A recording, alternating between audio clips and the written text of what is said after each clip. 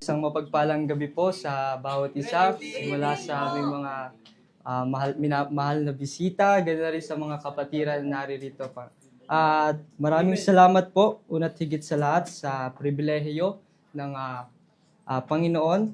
At sa oras na ito, ay nagpapasalamat rin po ako sa ating pastor na siyang nagtiwala upang ako po ay magbahagi ng salita ng Panginoon sa oras po na ito. So, hindi na po tayo magpapakatagal. Tayo po ay magbasa ng salita ng Panginoon. Buksan po natin ang ating mga Biblia sa Daniel. Ang text po na aking kinuha ay sa Daniel chapter 6, verse 10. So, say amen lamang po kung nariyan na po ang lahat. Amen. Amen. So, sabi po sa Daniel chapter 6, verse 10, sabi po dito ay, "Now, when Daniel knew that the writing was signed, he went into his house, and his windows being open in his chamber toward Jerusalem, he kneeled upon his knees 3 times a day, and prayed, and gave thanks before his God, as he did aforetime." So, tayo po ay manandaliang manalangin. So, dakilang Diyos, amang banal sa langit, makapangyarihan sa lahat, Panginoon, maraming salamat po sa oras po na ito na ako'y pinagkalooban niyo, Panginoon, ng panibagong araw at bawat isa sa amin, panibagong oras, Panginoon. Maraming salamat po sa araw po na ito na binigyan niyo po kami ng panibagong araw upang kami ay manambahan sa iyo, Panginoon. Dalangin ko nga po, kayo nga pong siya nga manguna sa akin bilang inyong instrumento sa gabi pong ito. Kayo nga pong siya nga manguna sa aking mga sasalitain, sa aking mga sasabihin, Panginoon, sapagkat ako'y nalalaman ko, Panginoon, na ako'y walang kayang gawin at ako'y limitado, Panginoon. At dalangin ko, Panginoon, kayo nga pong siya nga mangusap sa bawat isa, mga kapatiran, mga bisita sa oras na ito. At kayo nga pong siya nga mabigyan namin ng kapurihan sa oras ito. Dalangin ko, Panginoon, na kayo nga pong siya nga manguna sa harapan po na ito, sa likod ng pulpito. Ako nga po gawin niyo po lamang na instrumento. At kayo nga pong siya nga manguna, magsalita sa harapan na ito, Panginoon. Dalangin ko, maunawaan po nila. At kayo nga pong siyang magpaunawa sa bawat isa. Sa oras po na ito na inyong ibabahagi sa amin. Maraming salamat, Panginoon. Kayo nga pong siyang maluwalhati namin, maitaas sa tanging pangalan ng Panginoong Hesus. Amen. So, maaari na po kayong magsiupo. So, ang title po ng ating mensahe sa gabi pong ito ay, "When Danger Arises, Do Not Be Afraid, Instead Pray." So, when danger arises, do not be afraid, instead pray. So, minsan o madalas po sa atin bilang mga tao kapag tayo ay, o kung kapag may nangyari pong hindi maganda, ay natatakot po tayo. Tama po? So, example na lamang po niya na financially down tayo. Siyempre, kapag tayo ay financially down, tayo po ay aligaga, tayo po ay balisa, no? So, ano pa pong example ng mga danger o mga panganib? So, ito, due date po. So, halimbawa ng panganib, due date. So, si due date ay isang panganib para sa ating, most especially sa ating mga magulang, no? Sa ating may mga mga kapatiran na may trabaho, may mga responsibility sa kanilang mga tahanan. Ayan po yung mga panganib, no, na pwede po nating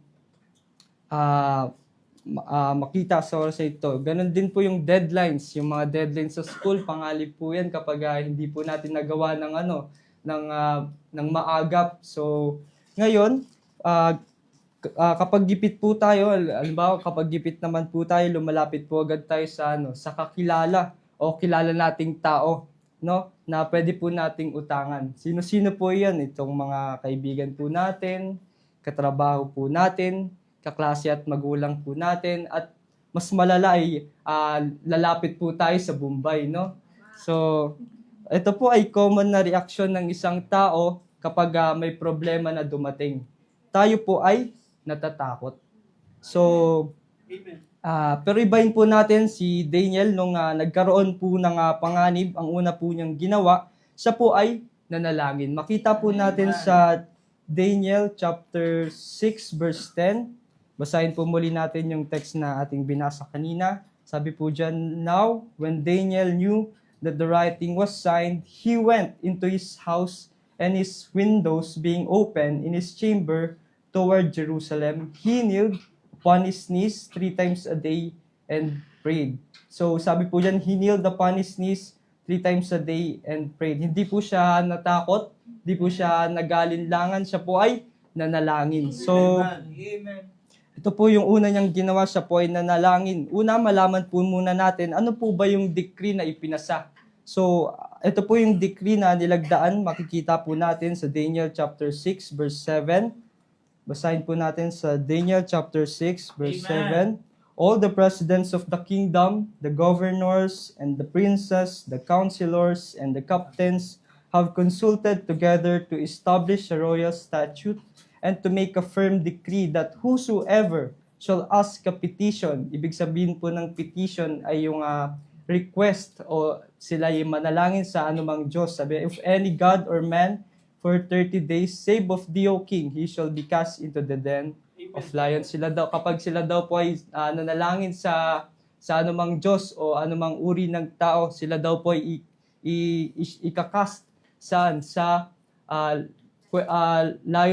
den of lions. So, sabi dito, sino man daw po ang mananalangin, anumang Diyos o tao, siya po ay ihagis sa kulungan puno ng mga leon.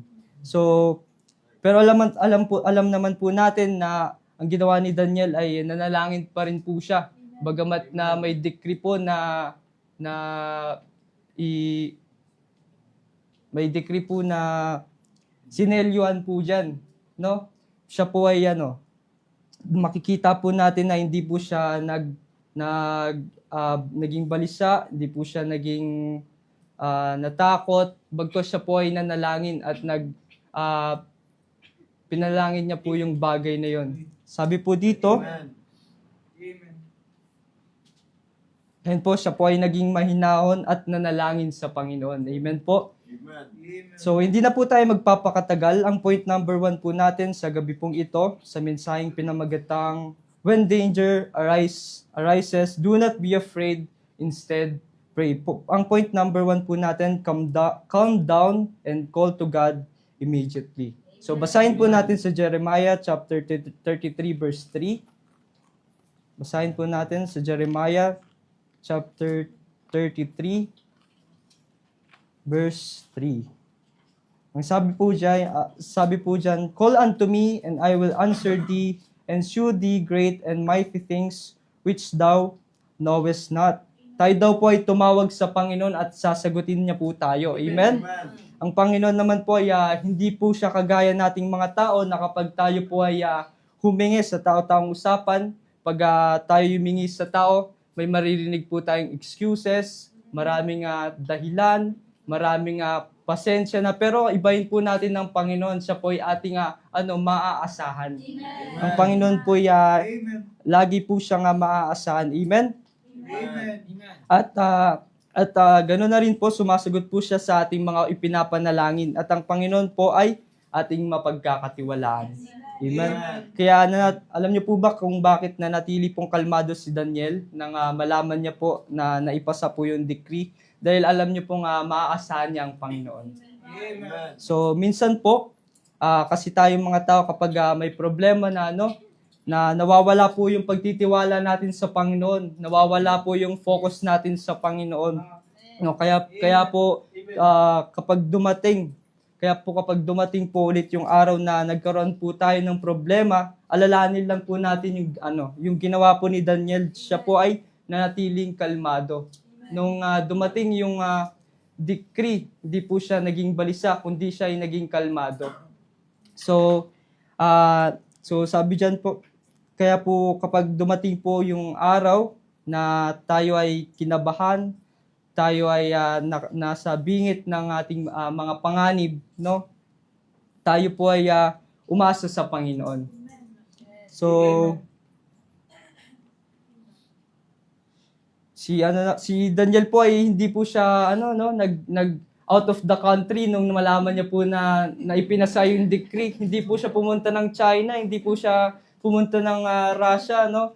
Kumbaga, siya po ay nagtiwala sa Panginoon. Siya pa rin ay nanalangin sa Panginoon. Binuksan niya ang kanyang bintana at pinakita niya yung pananampalataya niya sa Panginoon. Amen? So, malaman po natin sa oras na ito na lahat po tayo ay limitado. Kahit si Daniel nga po, di ba? Siya po ay limitado kaya po siya ay nanalangin. Amen? Kahit nga po si Apostle Paul, alam niya po wala siyang kayang gawin sa harap ng Panginoon. Ang sabi niya po, "For when I am weak, then am I strong." Basahin po natin sa 2 Corinthians chapter 12, verse 9 to 10. 2 Corinthians chapter 12 verse 9 to 10, sabi po diyan, "And he said unto me, My grace is sufficient for thee, for my strength is made perfect in weakness." Ano pa pong sabi? "Most gladly therefore will I rather glory in my infirmities, that the power of Christ may rest upon me." Verse 10, "Therefore I take pleasure in infirmities, in reproaches and necessities and persecutions, in distresses for Christ's sake. For when I am weak, then am I strong." Amen.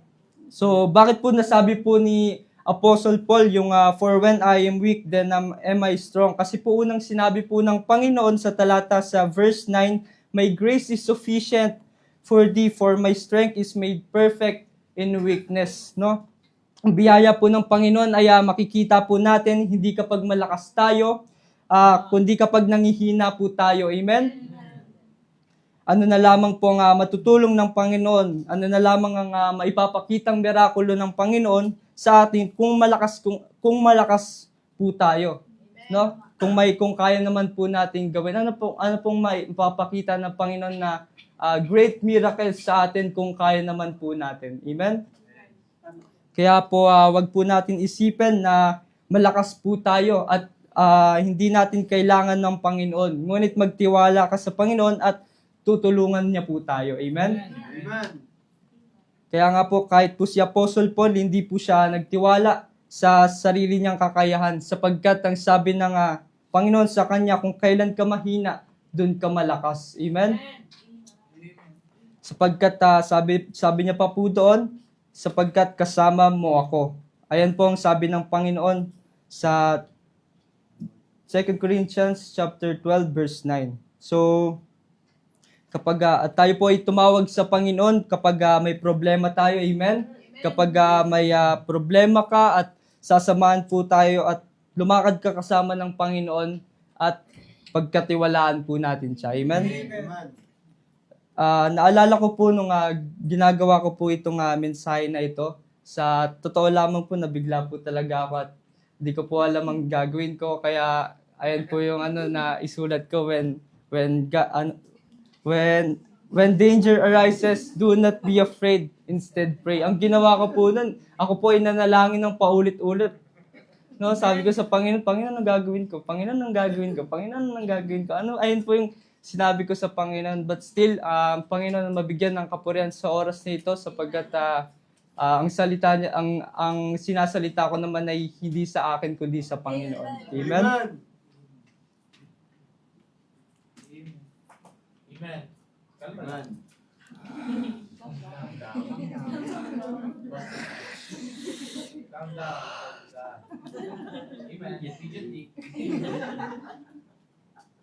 Truth, sometimes the Lord allows testing in our lives not to destroy us, but for us to call Him and depend on His strength and not ours.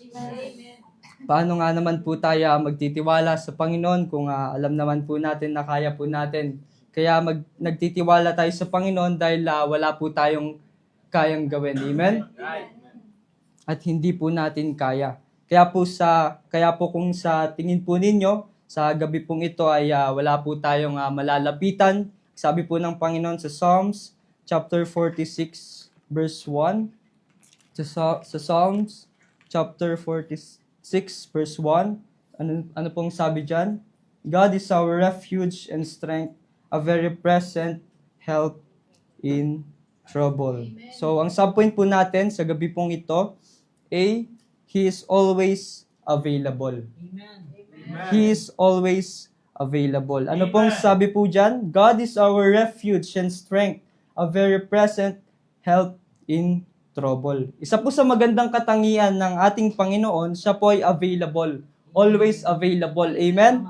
Kumbaga kung meron pong kung may 24/7 po ang 7-Eleven, ibahin po nyo ang Panginoon. Siya po ay available anytime, anywhere at everywhere. Amen? Amen?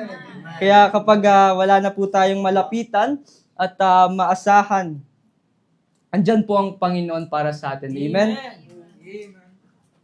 Hindi ko man po nakikita ang mga dalahin ng bawat isa, but sila may Ama po tayong malalapitan sa langit. Amen? At kung nasaan man po kayo man po ay nasa trabaho, sa school, sa bahay, at kahit pa po nasa bundok po kayo, pwede niyo pong malapitan ng Panginoon sa panalangin. Amen? Amen. Kahit ako po buhay po na patotoo, ang Panginoon po ang maitas sa bagay po na ito, na kapag wala po kaming pamasahe ni Lolo, no, sabi ko po sa inyo, mananalangin pa lang po ako. May ginagamit na po agad na instrumento ang Panginoon. Amen? Para po kami ay makasakay at makapunta sa worship place nang hindi po kami nakagastos ng pamasahe. Hindi ko na po sasabihin kung sino yun, basta gwapo po. So tayo po ay manatiling kalmado sa oras na tayo po ay dumating sa punto na nagkaroon po tayo ng problema. Andyan po ang Panginoon, siya po ay available. Always available. Ano pa po ang pwede nating makita sa Panginoon? Una, yung siya po ay available. Pangalawa po, siya po ay reliable. O siya po ay ating maaasahan. Amen? Basahin po natin sa Daniel chapter 6. Daniel chapter 6, verse 16 to 17. Ang sabi po dyan, Then the king commanded, and they brought Daniel and cast him into the den of lions. Now the king spake and said unto Daniel, Thy God, whom thou servest continually, he will deliver thee. 17. And a stone was brought and laid upon the mouth of the den, and the king sealed it with his own signet, and with the signet of his lords, that the purpose might not be changed concerning Daniel. So, ito pong binasa po natin, ito po yung time na si Daniel po ay dinala at inihulog na sa kulungan na puno ng leon. So, dahil siya po ay inakusahan at nakita na nanalangin sa kanyang bintana 3 beses sa isang araw. No? Na kung saan ito pong decree po na ito ay ginawa para maging patibong kay Daniel kasi hindi po nila makita yung mga mali ni Daniel sapagkat siya po ay faithful sa Panginoon. Kaya po ang ginawa po ng mga presidents and princes, yung mga governors sa Babylon, ay ginamit po nila yung pagtatapat niya sa Panginoon laban po sa kanya. So, at ayan na nga po, siya po ay dinala at inihulog sa kulungan ng mga leon at sinarado upang hindi po siya makatakas. So, saan po natin makikita yung pagiging reliable o maasahan ng Panginoon sa bagay na yan? Dito po, basahin po natin sa verse 22. Diyan po natin yung makikita yung reliable ang Panginoon, maaasahan natin ng Panginoon. Sabi diyan, may God hath sent His angel. So, ang Panginoon daw po ay nagpadala ng anghel para i-shut yung lion's mouth, yung para itikom yung bibig ng leon para hindi po makapanakit yung leon.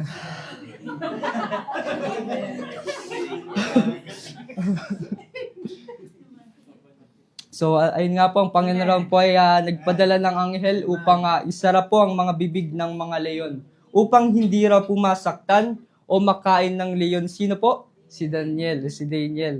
Tingnan niyo po ang sa kwento na yan, ang Panginoon po ay kumilos at ang Panginoon po ay gumawa ng paraan para kay Daniel. Amen? Ano po ang tawag doon? Ang Panginoon po ay maaasahan. Amen po? So, hindi niya po pinabayaan si Daniel doon sa kulungan upang lapain at kainin ng mga leon, no? Hindi niya po hinayaan na mangyari ang bagay na yon. Amen? Sapagkat siya ay nagtiwala sa Panginoon at alam niya pong maasahan niya po ang Panginoon. Amen? Amen. Ganun na rin po sa atin mga minamahal kapag tayo po ay nakakaranas ng panganib, hindi niya po hayaan na tayo ay mapahamak. Amen? Hindi niya hayaan na lamunin ka ng takot mo at at siya po ay magpapadala ng tulong sa pamagitan ng mga instrumento na kanyang ginagamit. Amen? Amen. At kung sa panahon po natin na tayo ay datnan ng kahinaan, andyan po ang Panginoon. By the way, lahat naman po tayo ay dumarating sa punto na manghihina po tayo. Amen? Kaya kapag may mga pagsubok tayong nararanasan, tayo po ay umasa sa Panginoon at magtiwala po tayo sa Kanya. Sapagkat sabi po dyan, He is reliable. Amen? Kaya lagi po natin tatandaan na when danger arises, do not be afraid. Instead, pray. So, nalaman po natin sa point number 1, kailangan po natin maging kalmado o calm down and call to God immediately. A, He is available. B, He is reliable. Point number 2 po natin, wait upon Him faithfully. Basahin po natin sa Psalms chapter 40 verse 1. Sa Psalms chapter 40 verse 1. Ang sabi po dyan, I waited patiently for the Lord, and He inclined unto me and heard my cries. Sabi po sa talata, kung tayo raw po ay maghihintay ng may pagtitiis, sasagutin niya po tayo. Amen?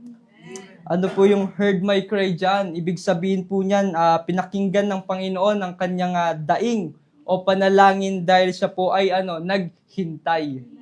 Take note that the Lord has His own timeline, perfect timeline to show great miracles. Just wait unto Him. Amen? Kagaya na lamang po ng bahay na tinatayo o gusali na tinatayo. It takes years to build para maging maganda at maging maayos po. Amen? At kung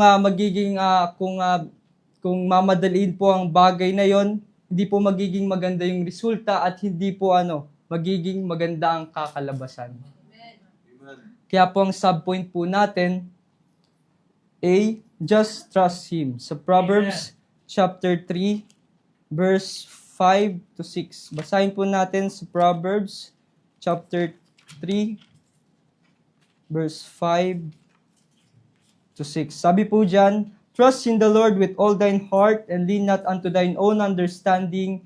In all thy ways acknowledge Him, and He shall direct thy paths. Sabi po dyan ay magtiwala po tayo sa Panginoon ng buong puso at huwag daw po tayo umasa sa sarili nating kaisipan. Amen?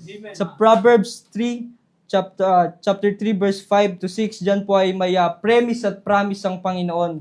Sa verse 5, ayan po yung premise na kailangan natin gawin na tayo daw po ay magtiwala sa Panginoon ng buong puso at huwag raw po tayong aasa sa sarili nating kakayahan at sa sarili nating kaalaman at sa lahat ng ating mga ginagawa ay kilalanin natin siya sa anumang bagay. Amen?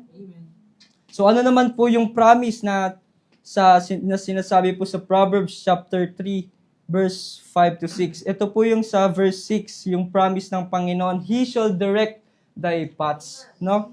Kaya po sa lahat daw po ng ating lalakaran, tayo daw po ay magtatagumpay. Amen? Kaya wag po tayong gumaya sa mga hindi mananampalataya kapag sila po ay nahihirapan, sila po ay nagtitiwala po sa kanilang mga Diyos, sa mga Diyos-Diyosan, mga santo, no? Tayo po mga believers, mga tunay na mananampalataya ng Panginoong Hesus, ng Panginoong Hesukristo, may Ama po tayong malalapitan sa langit. Amen? Amen. Kaya manatili po tayong magtiwala po sa Kanya at alalahanin po natin yung mga bagay na napatunayan ng Panginoon sa ating buhay po.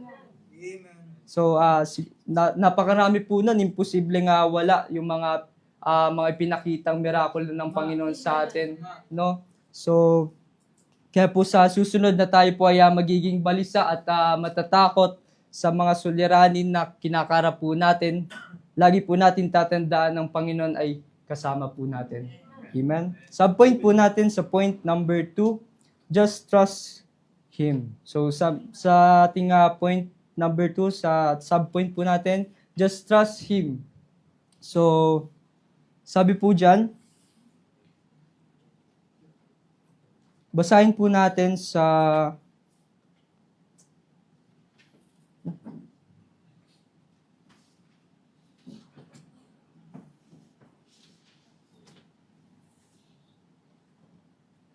nasabi ko na po ba yan?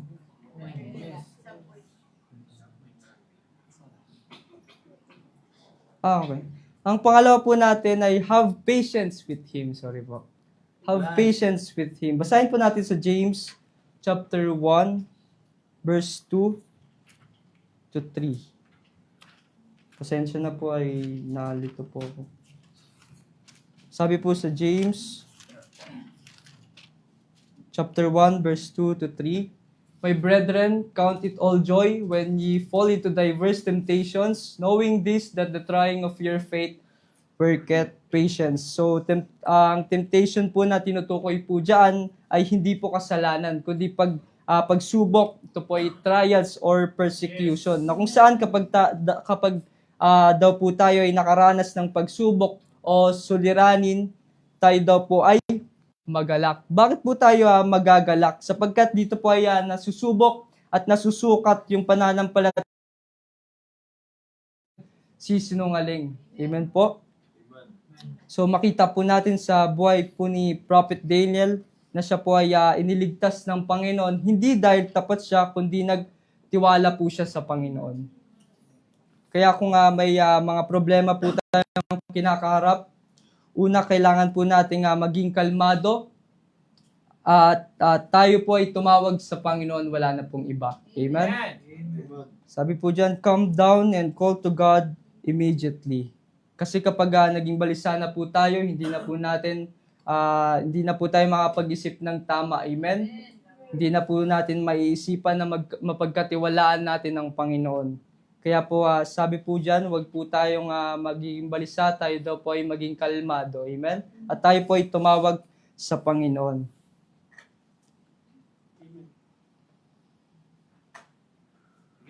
Amen.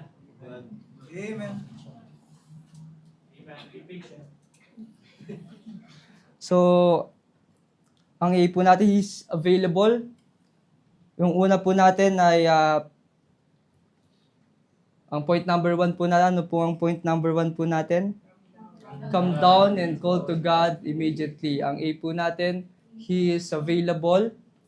Ang B po natin, He is reliable. Ang point number 2 po natin ay wait upon Him faithfully. Ang A po natin ay just trust Him. At ang B po natin ay have patience with Him. So,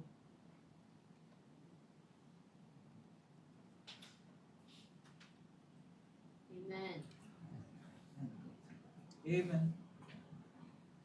So, nakita po natin sa subpoint po natin na kanina, He is available. Siya po ay pwede nating tawagan kahit kailan. Amen? Ano pa po? He is reliable. Nakita po natin na ang Panginoon po ay ating maaasahan. Amen? Amen. At ang point number 2 po natin, wait upon Him faithfully. Tayo daw po ay maghintay ng may katapatan. At subpoint po natin dyan sa point number 2 ay yung just trust Him sapagkat wala tayong ibang mapagkakatiwalaan maliban lamang sa Panginoon. Amen? At ang panguli, have patience with Him. Tayo raw po ay maging matyaga at hintayin po natin ang sagot ng Panginoon. So, ang conclusion po natin, always remember when danger arises, call to God in prayer immediately, be calm and don't panic, trust His might and have faith in Him, He will rescue you. Amen? Ano pong sabi sa ating conclusion? Always remember when danger arises, call to God in prayer immediately, be calm And don't panic. Trust His might and have faith in Him and He will rescue you. So, ayun lamang po sa gabi pong ito. Maraming salamat. Amen.